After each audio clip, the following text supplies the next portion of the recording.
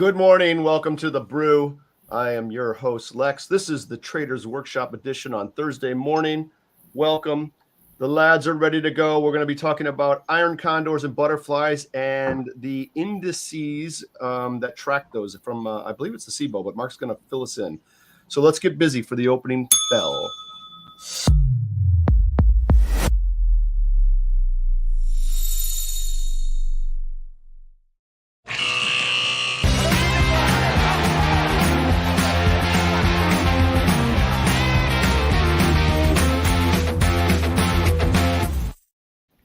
Good morning, gents. Welcome back, Jason. He's here. Welcome He's back, kind of here. We had to catch up on. Yeah, Mark and I had to run it alone. How you been, man? I'm doing well. How are you guys? Good. Everything's good. Up without me? Yeah, we did. We tried. We had a couple. We interviewed Mark on one of them. We got to know Mark a little better. We're going to do that with you too. So cool. Mark's kind of the resident rock star now. I love it. So Jason, you went on the family vacation, right? To the baseball parks of America. Yeah, we did our little road trip, which we watched our Griswolds beforehand, and I love it. My family likes baseball, so we started in Northern Virginia where we live, and we went up to Pittsburgh. Very nice park there in Pittsburgh. Nice city, not much to do, but it's a nice city. From there, we went up to Cedar Point, the amusement park in Sandusky, Ohio, with all the big roller coasters. For about 3 days, we heard our kids complain about going on Millennium Force, which was my favorite roller coaster. And when we finally got them on, they said it was their favorite roller coaster ever. So it was kind of I love it. That's good. But yeah, from there we went to Chicago. We went to see the Cubs. You went to see me. We went to see the Cubs. Oh, we went to see you, but while we were there, we saw the Cubs and the Chicago White Sox, and we actually visited the Cboe floor. Oh, nice. Their new floor trading, and that was very interesting. It was really cool to see. Yeah. Yep. It's like open outcry. You see people shaking their hands, and you see where all the quants are sitting, all the VIX people are sitting, all the SPX. It's the big floor in the middle. It was pretty cool. So let me ask a question though. Mark, do you in our little opening spot there when we showed that trading floor, which is probably maybe from I don't know what it's from. It's from Trading Spaces. Yeah, Trading Places. Were you ever in a pit that busy on the floor? No, my pits were never that busy. Yeah, we had maybe 4 or 5 guys in a pit for the most part. Mm-hmm.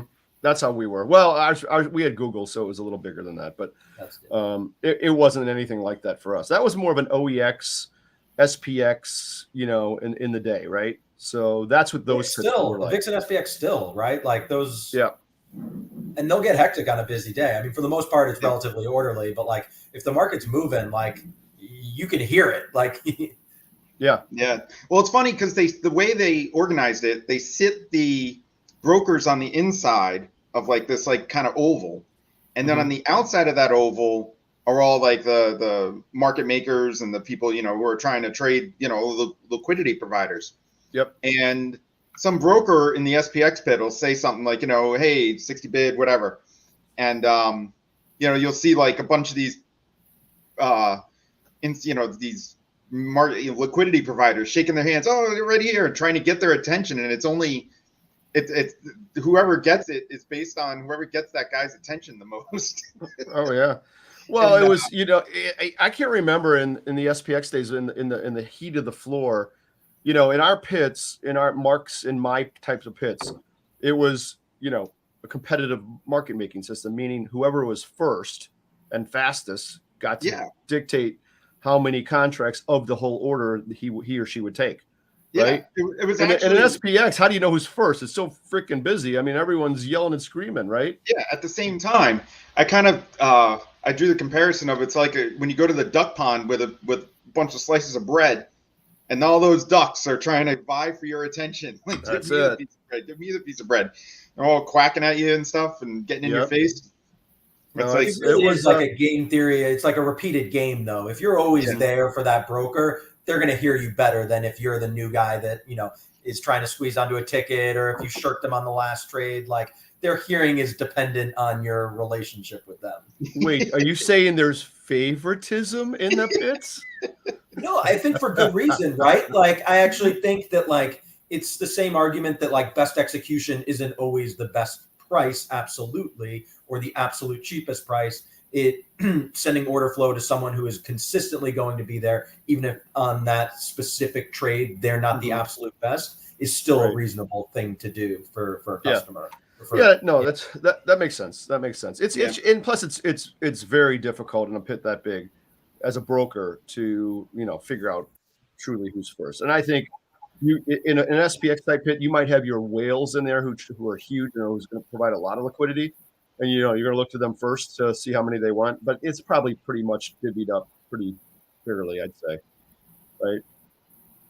Yeah, for the most part, the DPM or specialist always gets their cut, or bigger size will get a bigger cut if it's a small order, right? But yeah, I think for them, you can't get away with too many shenanigans, right? Like it's going to get reported to a floor official or whatnot. Like there are rules, and there is order. All right, let's get down to business. Interesting, though. And anyway, we went up to Milwaukee and then through Cleveland. So nice. Well, glad you're back and you're safely back. That's a great trip. Yeah. So right in the hot seat, Jason, we have a question just for you, I think. Oh, okay. So we're gonna bring that in right now. Do your thing on it. Oh, okay.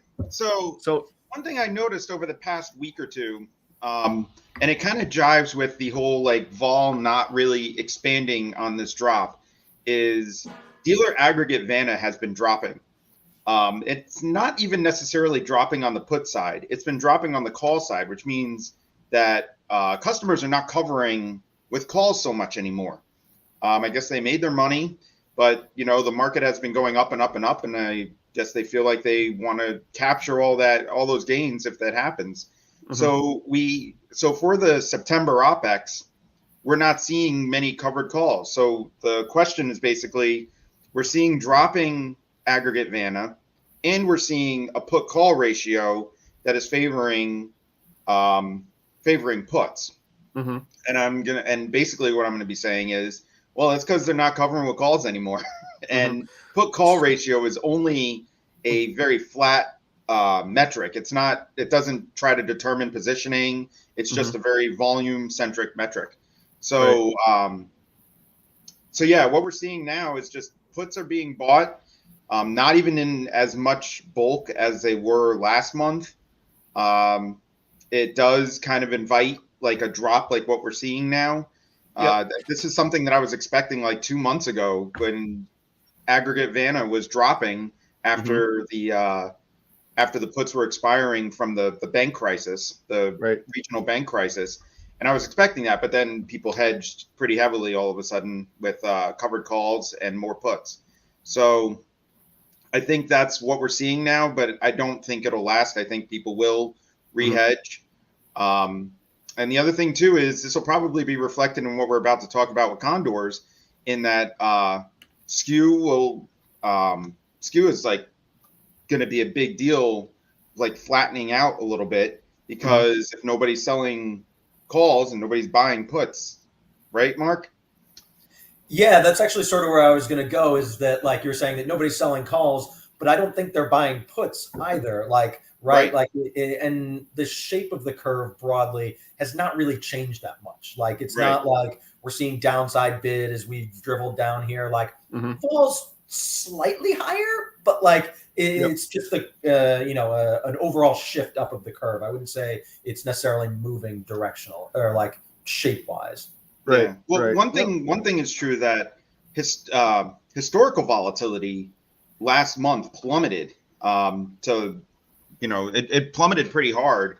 And now the difference between IV and HV are 5 points. I mean, when we were talking about that calendar that we closed at break even, so we get a tie, we're 0-0-1, right? Well, we rolled it though, so don't think you're off the hook yet. You hang in there. You hang in there, fancy pants. We're not off the hook. We rolled that sucker. So no, you rolled it. I said I'm out. You can roll it. That's good for you. So now I'm facing Lex on this trade? No, yeah, I guess I got the other side. I had to take his other side now. Wonderful. Well, he's the market maker. Right. No, No, let but me I ask you a mean, question. but so like when we saw, when I saw that HV implied volatility gap widen, I was like, I don't know if I want to start selling here, or if I wanted to bank on Vega positive trade. I would rather do a Vega negative trade. Yeah. So And you're saying the spread between realized and implied widened this way, right? Implied Yeah. higher. Okay. Interesting. But it's still, which is interesting is we're still at a relatively low IV number, right? VIX is not high by any stretch of the imagination, right? Right. But that gap, which I think is important, the combination of both of those, where VIX is relative to mean and where VIX is relative to realized, are two different things, and you could trade them independently a little bit, but you also want to know, that gap between realized and IV. And we had Rob Hocking on from Cboe yesterday. We talked about VIX. And it's like the perpetual question. Remember, Mark, you remember when VIX was 8, right? Way back in the day, and people were buying 10 VIX and it went to 8 and they got hammered. And what we didn't look at back then maybe was a 10 VIX, but maybe realized was a 5 or a 6 or something like that. Right. So it might have been a sell. Who knows? Obviously it was, but that's a tough trade to make, I think. I'll go back to Jason's axiom, right? Like when vol is low, it might not be low enough. And when it's high, it might not be high enough. I agree with that. I find that to be not always true, but very often very true. I'm a big. So at this point, I don't think vol is low enough, and this kind of segues into what we're going to talk about with Mark with Condors, because that makes Condors a good trade. Yep. As the market's just been going sideways the last 2 months, and the Condor is perfect, right? If you have, the Cboe's definition is that 520 delta, and if you've got that on, you're doing pretty well, right? Your 20s aren't getting hit, and it's just kind of wafting in between this range. You're only getting scared in the upside, right? Go ahead. You're only getting scared in the upside nowadays. Yeah. Maybe. And that's why it's an interesting portfolio overlay too, right? It kind of can be a little protective on the downside, and the upside you're not, you've won a little bit anyway. Sure. But yeah, I think over the last 2 months, Condors have outperformed the SPX. Okay, let's get to that in a sec. I have a quick question to Jason before we move to that. So you mentioned that Vana is virtually non-existent on the upside call side. Is that right? Okay. Yeah, it's and you know that from Voland. Does that mean that the spikes are around zero, the x-axis, or does that mean is that kind of what that means? You're not seeing much activity either way, long or short Vana? So the highest spikes in Vana are at the 4 billion area. Here, do you want me to share my screen? Yeah, go ahead. All right. I should have done it. I know who's going to get mad at me for this one. You trying to share a screen in the middle of the show. This could be pure comedy. I threw one up there too, just to make things even more fun. Okay, I see that. As we're talking about the difference between historicals and realized, I've got a good chart for that. Okay, good. Go ahead, Jason. We see it now. All right, so right here is what are we looking at? Just so we're clear. So this is Vana and SPX, and it's cumulative, so it's all expirations. Okay. Right around here is where price is. This yellow line right here. Okay. And it was the closing price yesterday. And you can see that people are buying puts. That's the positive Vana all the way down here, down to 4,000, right?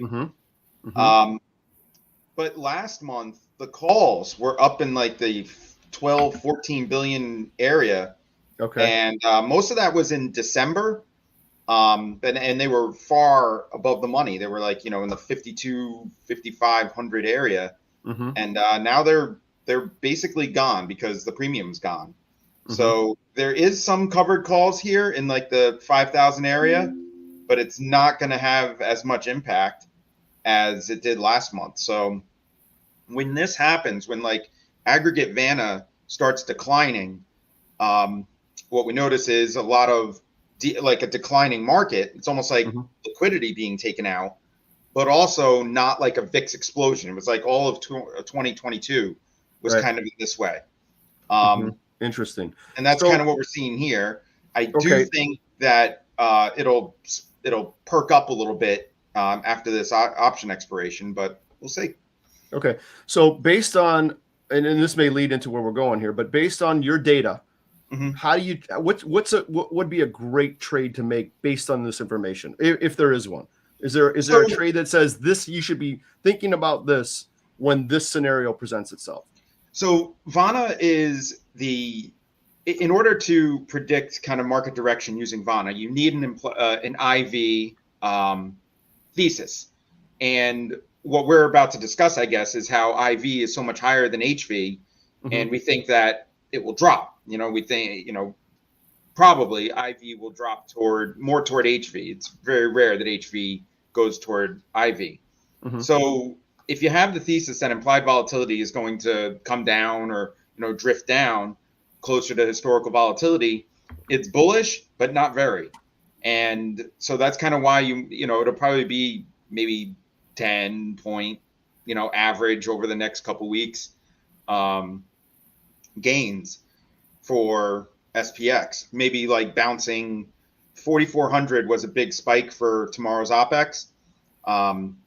But from here, I wouldn't be surprised to see it bounce and, exceed last month's peak just by a little bit at least. Okay, good. All right, Mark, you have anything to weigh in on this, or you want to go right into the CNDR? Real quickly, I think my screen share might have gone through. I have the realized versus implied difference, and you can sort of see all the way on the right there, the lighter green line is the historical. And you saw like through July, that gap was really widening, and that gap sort of measured by those orange bars as VRP.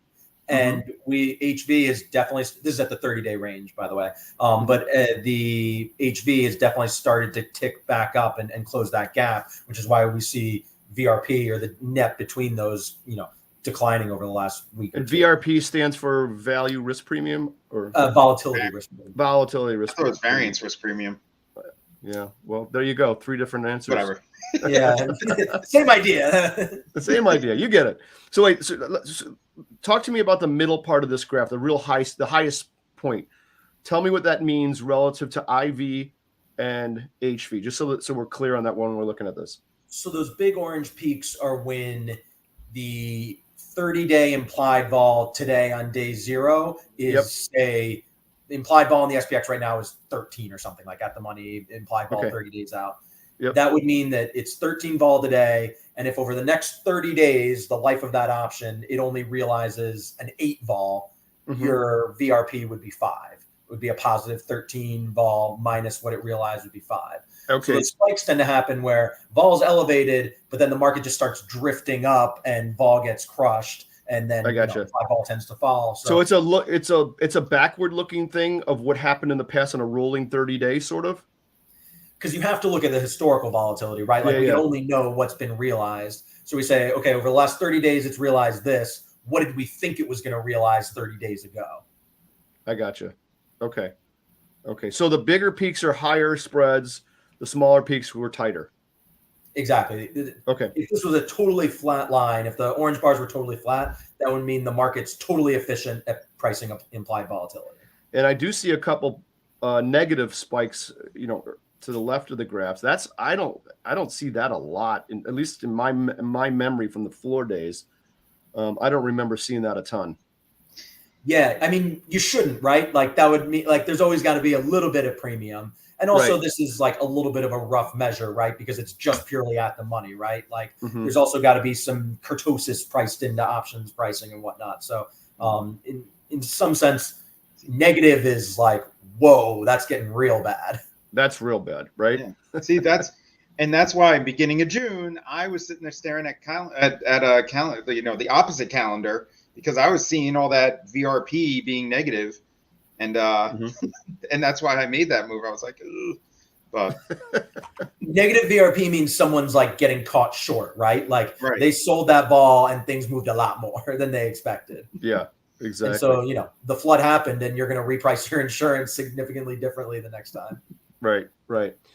Okay, let's tie this into, before we have to run out of here, let's tie this into this Condor concept that you brought up, Mark. Tell us a little bit about that. Well, it's just interesting. So one of the things that I've been thinking about, particularly with Condors, is that at the first order, right, it's a rough volatility measure, right? Like you can say that market's not moving that much over the last 2 months. That's why Condors outperformed. I sold the wings and the market didn't move. Great. I take my cash and, add it to my T-bill compounding. Whereas I think an interesting second order effect of Condor pricing is the wings that it shows too, right? That you have two spreads on here. You have the 20 and the 5 delta, and Condors can counterintuitively get cheaper if the wings get bid up.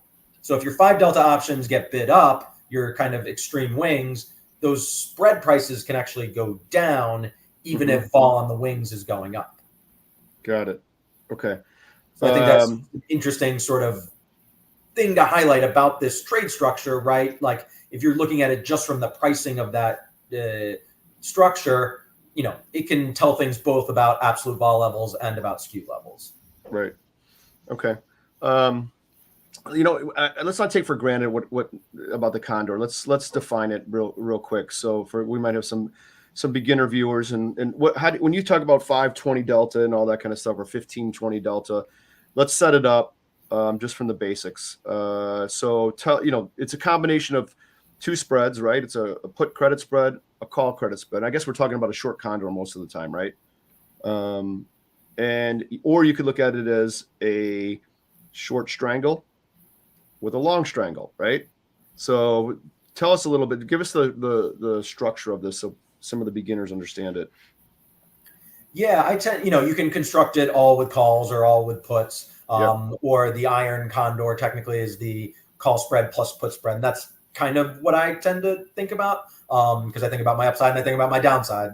Right. So yeah, you're usually buying the 20 delta put or 20 delta call to sell the 5 delta call or 5 delta put, and that would get you long the spread because you're long to a call spread and a put spread. Or if you sell it, you are short both of those call and put spreads.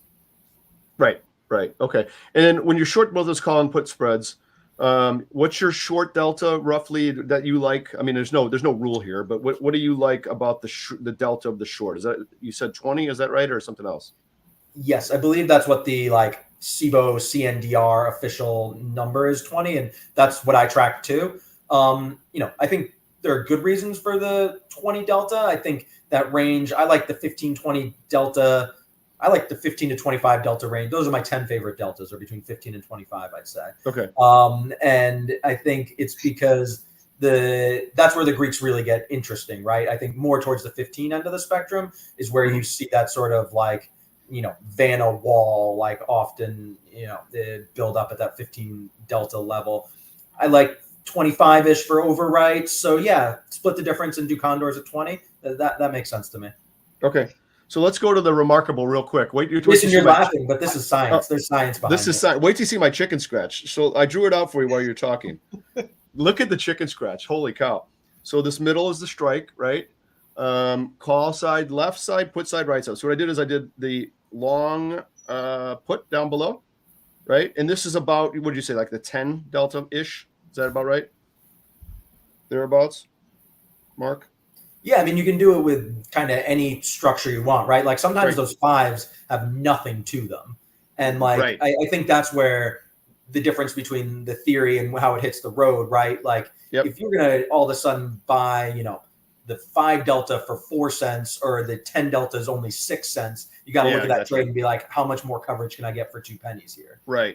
So yeah, this is our short put spread, long the lower strike, short the upper strike, 10-20 delta-ish. Here's our short call spread in this particular setup, right? Long the 10 delta call, short the 20 delta call. So we've got these two spreads. And remember, I said before, this is also a short strangle. This is a long strangle.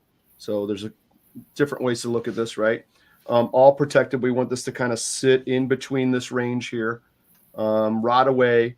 And in more of an analytical sort of question, the CNDR. So the other part about this that I find interesting is that skew comes into play here, right? So steepness of downside puts will affect pricing of these options down here, right? So what can you tell us about that, Mark? Is skew looking a little flatter here or not?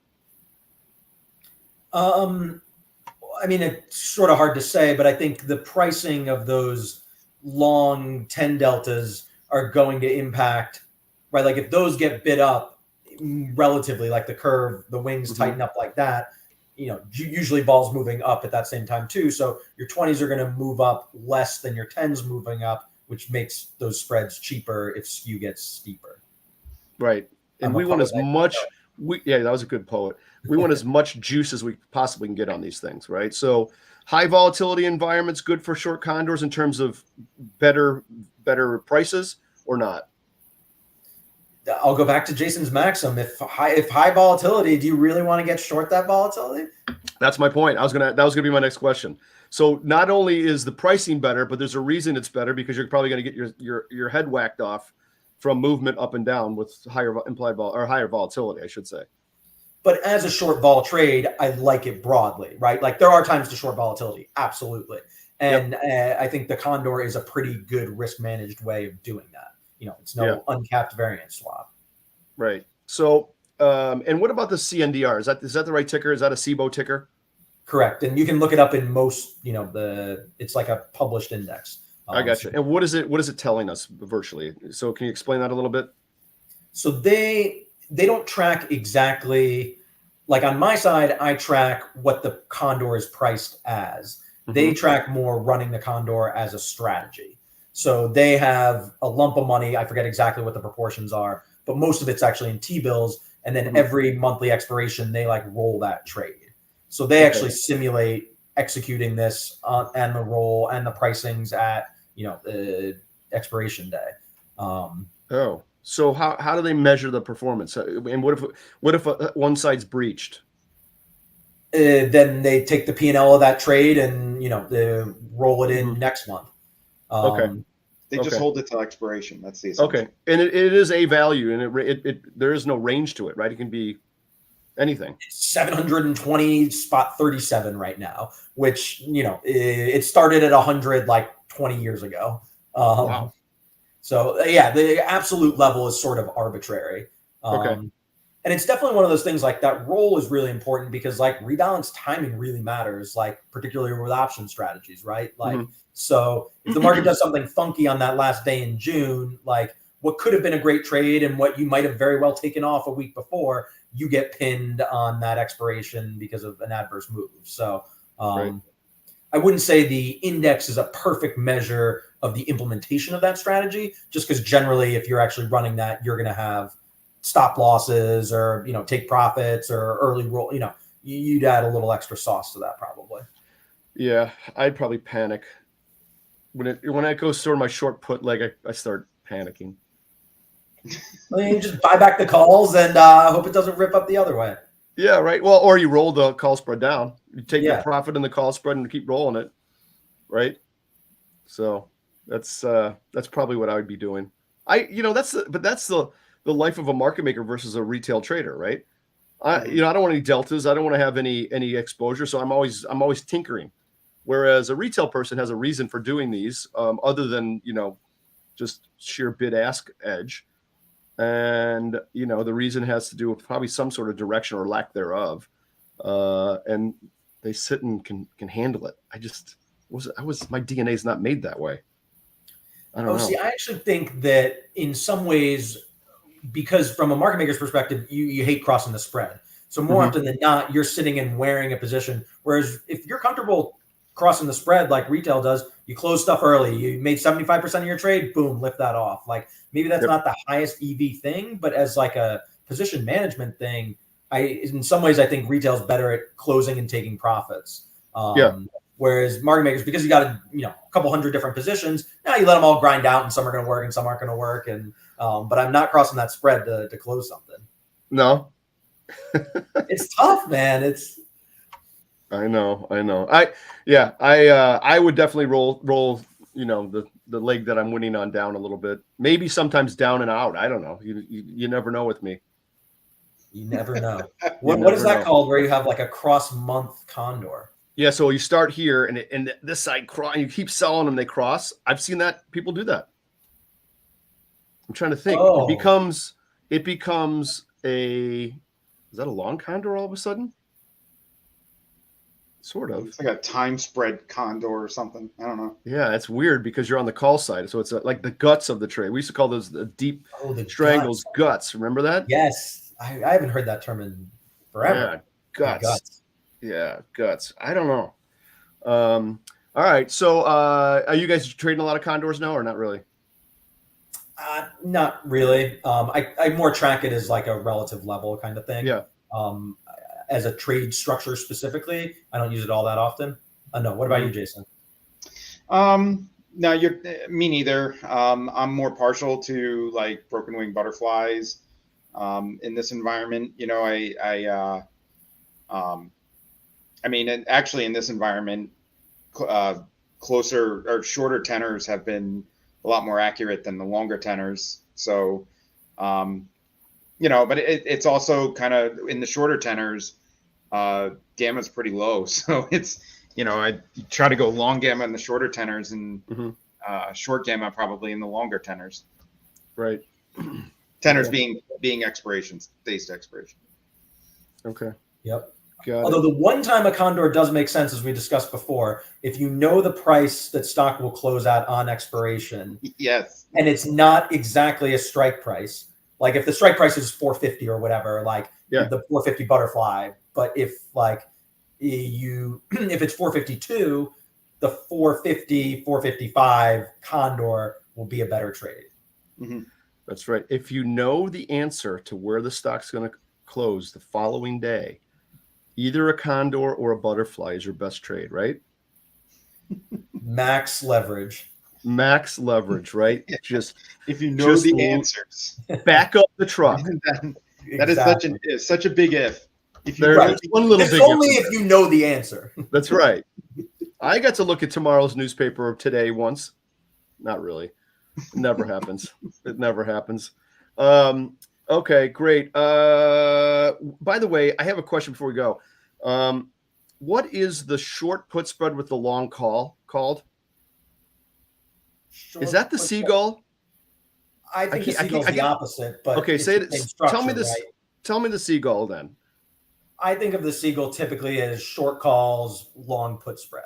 Right. Okay. It's the inverted seagull. All right. So the inverted seagull was what I was describing. Because I saw it the other day on Brian's show, and I'm like, that might be the seagull. Then I'm like, wait a minute, that could be the upside down seagull. Is that's I think what you we've called the slingshot. That if you sell the put spread to buy the call, that's the slingshot or exploding bull put. That's Oh, it's exploding bull put, but that's on a ratio. All right, we're gonna talk about that one of these days. Yeah, come on, that's not it's a bull put that you're short the put spread. Obviously, that's bullish, but then you get the exploding upside call. Right. Yeah, that's not a bird. I know. I gotta come up with a bird name for that. All right. You want to take a quick? Oh, we got to go, but let's take a quick look at the markets. Bull puts an animal. Slingshot is completely right. Doesn't make any sense. Up or down on the markets, Jason? Oh, we already showed it. Too bad. See, you're right. Mildly up again. Mark, what time's the tea time with these numbers? You can't say I'm right on one day. True. So mild. You know, little bounce from yesterday. Small bounce. I'm looking through this quickly. I'm not noticing anything exceptional. Guys, do you look at gold and oil in the 10-year at all? Anything important there?